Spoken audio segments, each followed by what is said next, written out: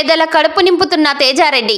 Doctor BR Ambedkar Konaseema జిల్లా రావులపాలెం గ్రామంలో bus stand సమీపంలో పోలీస్ స్టేషన్ ఎదురుగా ఉన్నటువంటి చిన్నం తేజారెడ్డి ఆఫీస్ వద్ద ప్రతిరోజు మధ్యాహ్నం ఆకలితో ఉన్నటువంటి వృద్ధులకు, నిరుపేదలకు సుమారుగా 200 మందికి కడుపు నింపి వారి ఆకలి తీరుస్తున్నారు. తేజ ఉచిత భోజనం పెట్టి ఈ ఆదివారం నాటికి 308 రోజులు గడుస్తున్నాయి.